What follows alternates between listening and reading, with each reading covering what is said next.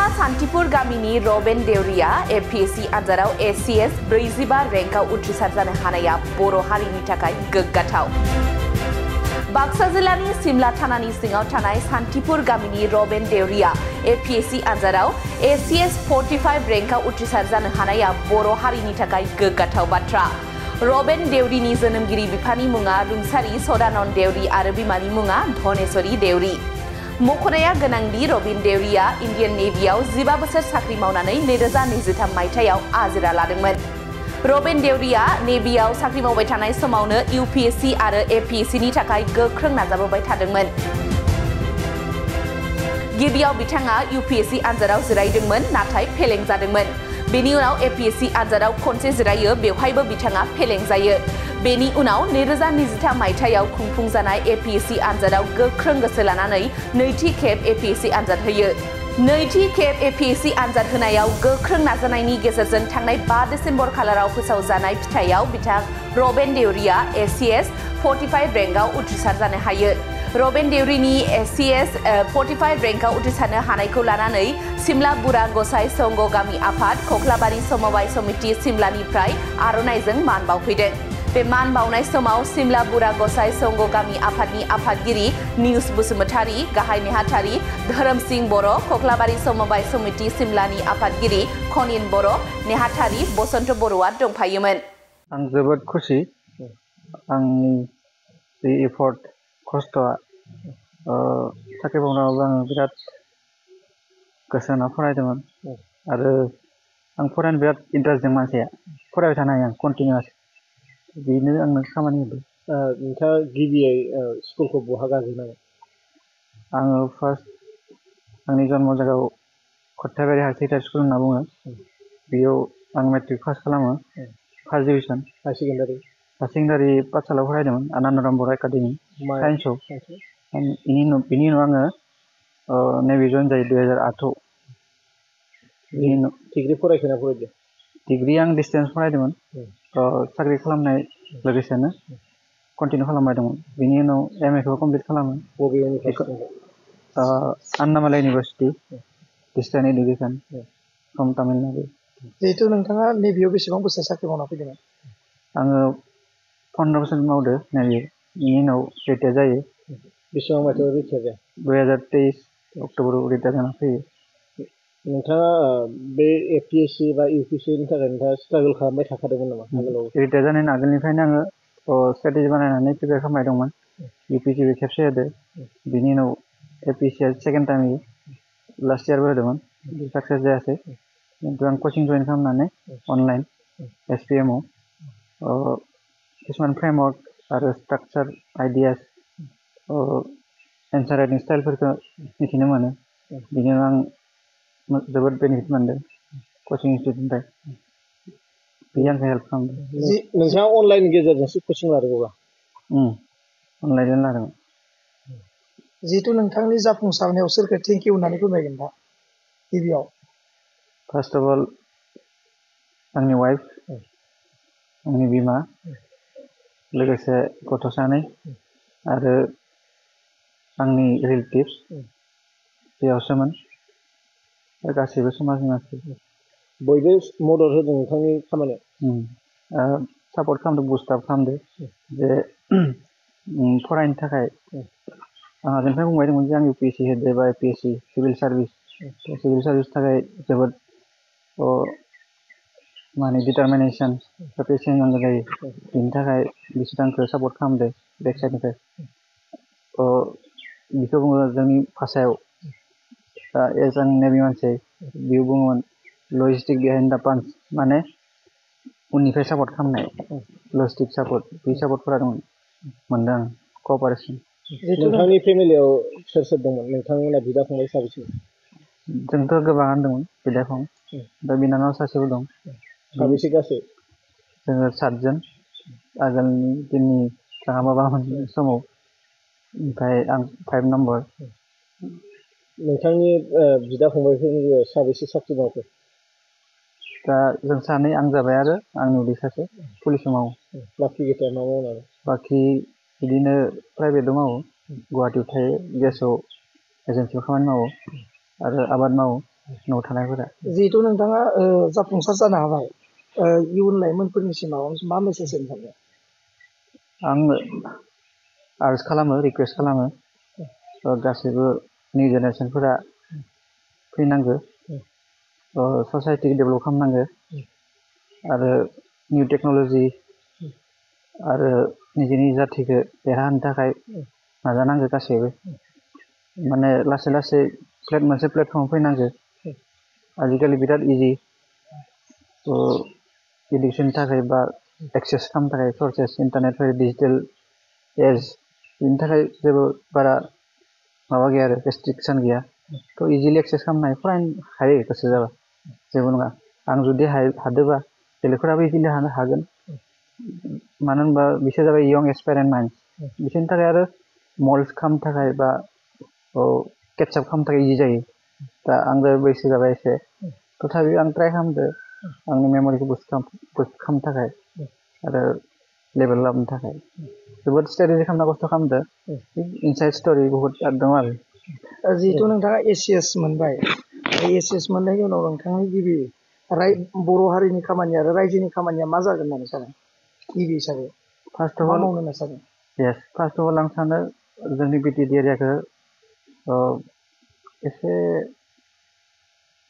Develop एसेल' नङा जोबोद डेभेलप दाबो नांगौ जाना दं रिक्वायार्ड दं मानो होनबा जोंनि बर' दा बिटिएडि एरियायाव माने हेल्थ केयार सिस्टेम इडुकेसन सिस्टेमा एसे ल' आरो इनकामफोरा खम बिनि थाखाय एज ए इक'नमिक स्टुडेन्ट आं दा माने सानो बिटिएडि एरियायाव जोंनि बर'नि पार केपिटा इनकाम माबाखौ रेटखौ बारायनांगौ माने दा एज पार रेकर्ड पार केपिटा इनकामा जाबाय एनुवेलि पार केपिटा इनकामानो एनुवेल इनकाम 1,80,000ल' सासे मानसिया खिन्थु आमेरिकानिया 2 लाखनिफ्राय 3 लाखनि गेजेराव सरि आसामनिया आमेरिकानिया जाबाय 12 लाख 10निफ्राय 12 लाखनि गेजेराव बेनो जाबाय बि बुजायो थारमाने HDI हिउमेन डेभेलपमेन्ट इन्डेक्स थ' बेफोर डिफारेन्सनि थाखाय जोंनि जाथिया एसे खम डेभेलप जाना दं बेफोरखौ जुदि खालामोबा इनिसियेटिभ लायोबा जोंनि बर' हारिया देरहानो हागोन मानसिनि पार केपिटा इनकामानो थारमाने स्टेन्डार्ड अफ लाइफखौ डिफाइन खालामो बिनि उनाव लासै लासै डेभेलप जालाङो जुदि पार केपिटा इनकामा बारायोबा थारमाने अट'मेटिकेलि इडुकेसनाव खरस खालामनो हायो प्लास हेल्थ केयारखौ मोजाङै लाखिनो हायो बिदिनो ससाइटिया डेभेलप जालाङो आरो गुवारै साननांगौ गासैबो इडुकेसनखौ लानांगौ इडुकेसना मेन इडुकेसना जाबाय इमप्रिन्ट आरो सास्टेनेबल माबा मा होनो बेखौ धन दौलत होनना बुङो बेखौ इडुकेसनखौ नांथारगौ थारमाने मानसिनि लाइफआव आंनि मिथिनाय हिसाबै मा बुंनो सानो? आं जोबोद गोजोननाय मोनदों बिथांनि जि रिजाल्टखौ मोननाय लोगो लोगो गोसोआ ओरैबायदि गोजोननाय मोनदों जे बिथाङा आंनि फिसाजो गेदेरनि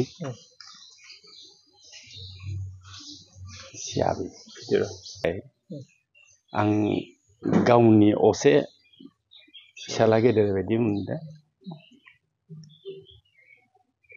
जोबोद बाख्नायथाव जिहेतु नेभियाव बिथाङा रिटायार लानानै फैनानैब्लाबोदि उथ्रिसार जानो हाबाय एसेबां गेदेर एग्जामखौ माबायदि मोनखो? आं जोबोद गोजोनदों बिथाङा ओरैबायदि खस्थ' खालामदो आं दा बुंनो थाङोब्ला बिथांनि जिथु लाइफ बिथाङा इन्टारमिडियेट जानानै बिथाङा नेभियाव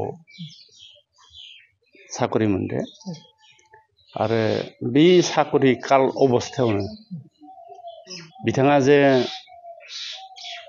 ओरैबायदि गोसो होनानै फरायनानै मास्टार डिग्रिखौ पास खालामबाय इक'नमिक्सआव मेजर लानानै बिथाङा पास खालामबाय आं बिनि थाखाय बिथाङा बहुद साबायखर बावदो आरो लोगोसे बिथाङा जे साकरि काल अबस्थायावनो जे इमान माने गेदेर थांखि लानानै माने एग्जामखौ सिरि सिरि होबाय दं बेखौबो आं जोबोद माने बाख्नायदो आरो माने ओरैबायदि हेल्प खालामनो बिथाङा जोंनि जि फिसा हिन्जाव बे फिसा हिन्जावाबो माने मास्टार डिग्री MSc पास खालामनानै दङ आरो इनिफ्राय बिहा फिसाजो सानै दं बेखौ जों साखाथिनि जानानै जोबोद माने जों हेल्प खालामनो गोनां जादों आरो जोबोद जों बिसोरखौ थुलुंगा होबाय दं दे नोंसोर दावगालां माने जिहेतुके जोंनि फिसाजोआ BSc पास जानानैनो हाबा जादोंमोन MSc नि उनाव पास इउनिभारसिटिखौ पास खालामखांनायनि उनाव आरो माने B.Ed बो लालायनानै बेयाव जों जोबोद सहाय खालामनो गोनां जादों आरो बेबायदि सहाय खालामनायनि गेजेरजों बिथांमोना माने दिनै जिथु माने जोंनि साननायनिख्रुइ जे बिथाङा गाव बांसिन साननानै जे उथ्रिसार जानो हादों बेखौ आं रोजा रोजा बिथांखौ साबायखर बावदों आरो बिथाङा जे इमान खस्थ' खालामनो हादों बेखौ आं जोबोद गोजोननाय मोनदों आरो आगोलाव माबाफोर मावखायोमोन नामा बिथाङा ओरैनो फरायदोंमोन निपिआव मावदोंमोन ओमफ्राय बाबुआ बोरै मोनलांनाय आं मिथिया बाबु माबायदि फोरोंबोनाय बेखौ जोंहानि फिसालाया बुरजा मानि बाबु सातजन इसोर खानिया मोजां जादों आरो खासे निपिआव मावनायाबो खै नाम्बार फिसाला बियो 5 नाम्बार इनिफ्राय आरो खासे पुलिसा 6 नाम्बार पुलिस मावनाय दं खासे एदे एखे आरो समान सातजननि खानैया मोनदो आरो इसोर ओरै केसआव मावो खानै रबिन दौरिया गथ' गथाय साबेसे दं सानै हिनजावखा सानै नोंसोरो बिसोरखौ लानानै माबा मोनसे सिमां दंखायोमोन नामा इसोर हानाया गाहामखा फरायनायाव बिफायाबो मोजां होनखादो इसोर हानिखौ फरायनांगौ इसोरखौ हाई सेकेन्डारि फरायनो होदो ओइ खथायब्रि हाई सेकेन्डारियाव बे खथायब्रि हाई सेकेन्डारि मेट्रिक पास खालायनानै कम्पिउटार मोनदो बरपेटायाव मोननानै जाहानि मालिकआ अखुब जादो जाना थैनानै बाबा आरो दा मोनफिनबाय मोनसेयाव जितु नेभिनिफ्राय रिटायार लाना फैदो फैदो जोंनि न'आ खथायबारियाव बाबा इयाव थाफायदो दाना दा मोनबाय इयाव थाफायना जोबोद फिसालाखौ फोरोंनायाव माबायदि खस्थ' खालामामोन नोंथाङा बाबु खस्थ' जोंनिया खस्थ' जादों फरायनायाव फिसाला खाजोनखौ जों जेला मेरला फेदेरबाय सिगां दिनाव एसे फैसा नाङाखैना आरो जों इसोरनो एसे फैसा होनो हायाखै गावसोरनो ओरैनो फरिदो खस्थ' खालायना गस्ला जराफा दोनो हानि पुलिसनि होदो फरिदो दे बाबु आं सासे कक्लाबारि समबाय समितिनि सेक्रेटारि हिसाबै आङो बिथांखौ जोबोद माने साबायखर बावदों लोगोसे आं सानो बिथाङा जोंनि बे ओनसोलनि साहा ओनसोलनि जोंनि कक्लाबारिजों लोगोसे गतै बाक्सा जिल्लानिनो थरसे अलंबार हिसाबै जोङो बिथांखौ जोङो सायख'नानै लानो हायो बा सिनायथि होनो हायो मानो होनबा एसिएस बायदि आनजादखौ दिनै बिथाङा साकरि मावनानै अर्थात बिथाङा नेभियाव इन्टारमिडियेट जानानै नेभियाव साकरि मावदोंमोन बेनि उनाव बे माने साकरि मावबाय थानाय समावनो बिथाङा थारमाने कर्सखौ लायै इक'नमिक्सआव मेजर लानानै MA पास खालामदों बेजों लोगोसे दिनै बिथाङा एसिएसनि एटेम्पबो खालामलांदोंमोन आरो लोगोसे बिथाङा दिनै जाफुंसार होनो हादों ओंखायनो आं बिथांखौ साहा ओनसोलनिजों लोगोसे गतै बाक्सा जिल्लानि सासे थरसे अलंबार हिसाबै हाथरखि हिसाबै सृष्टि जाबाय होननानै आङो सानो आरो गोसोआव मा लानानै बरायफैदों आरो माबायदि मोनदों बिथांखौ लानानै आरो बिथांखौ लानानै नोंथांमोना मा बुंनो सानो बे सिदा बाथ्रा बिथांखौ लानानै जोङो दा सिमला गामिनिफ्राय सासे मख'जाथाव बरायजाथाव सुबुं ओंखारबाय होननानै जोंहा गोग्गानाय फैदों आरो लोगोसे बिथाङा इयुनाव जोंनि गामिनि गासै सेंग्रा सिख्ला बा उन्थिबोनाय लाइमोनफोरखौ जाहाथे थुलुंगा होनो हायो आरो मिथिं दावथिंफोराव थांनानै दाने जों जेब्ला बायदिसिना उत्सब फाथिगोन बेफोराव जुदि थांनानै बिथाङा बिथोन होयोबा सुबुरुन होयोब्ला जों गोजोननाय मोनगोन आरो बिथांखौ जों आसा थियो जेब्ला जोङो माबाफोर जायो माने उत्सबफोर जायो अब्ला खावलायनाय लेखा बिथाङा टाइम टेबोलखौ मिलायनानै जाहाथे एटेन्ड जानो नाजायो आरो लोगोसे जौगाबोनाय लाइमोन सेंग्रा सिख्लाफोरखौ जाहाथे थुलुंगा होनायाव हेफाजाब होयो बेनि थाखाय जोङो गोसोजों हांख्रायनाय थाबाय आरो कक्लाबारि सिमला ओनसोलनि थाखाय बे थरसे अलंबार नामा इनिथ' बिदि बुंद्रायनाय जायाना खमबावसो इदिया अलंबाराथ' आजिखालि दा बहुद ओंखारबाय थेवब्लाबो दा जोंनि एरियायाव बिथाङादि सासे जानानै फैनो हाबाय बिनि थाखाय बिथांनिसिम जों रोजा रोजा साबायखर होबाय गामिनि जानानै दा आं बेखिनिखौनो खावलायो बेजों लोगोसे न'खरनिबो लाबोबाय गामिनिबो लाबोबाय जायगानिबो लाबोबाय बे ओनसोलनिबो मख'जाथाव सासे सुबुं जाना थानायजों लोगोसे बिथाङा आरो जोंखौबो जाहाथे बावनो नाङा रायजो राजाफोर आरो जोङो मिथिनो मोन्दों बिथाङा माथो नेभिनि रिटायार लाबोनानैबाबो बिथाङा एपिएससिआव क्वालिफाइ जानो हादों एसिएस रेंकआव मा फोरमायगोन जायखिजाया खामानियाव मुखुब जानानै थाब्ला बेयाव बे मोनसेल' खामानियाव मुखुब जानानै थाबाय थानांगौ बिनि बाथ्रा फैया सोलोंथाइया जिहेथु जोबनोबो थाङा सोलोंथाइया आरो जोबथाबो गैया होननानै बुंनाय जादों दा बे बिथाङानो फोरमान जाबाय दे माबा मोनसे साख्रियाव बा माबा मोनसे खामानियाव मुखुब जाना थाबानो दे गुबुन मोनसे खामानि मावनो हाया बेखौ बिथाङा फोरमान होबाय दा आरो जायफोरा बैसो दङ सुजुग दङ बिथांमोनाबो जाहाथे जायखिजाया मोनसे खामानियाव जुदि नांथाबना दङब्ला गुबुन मोनसे खामानि मोजांसिन खामानियाव जुदि आखाइ होनो हादोंब्लाथाय बेयो बिथांनि इयुननि थाखायनो गोग्गाथाव जागोन दा बिथाङा जेरै दा उदाहरन होनानै जोंनो दिन्थिबाय बेनिफ्राय आरो मा बुंबावनो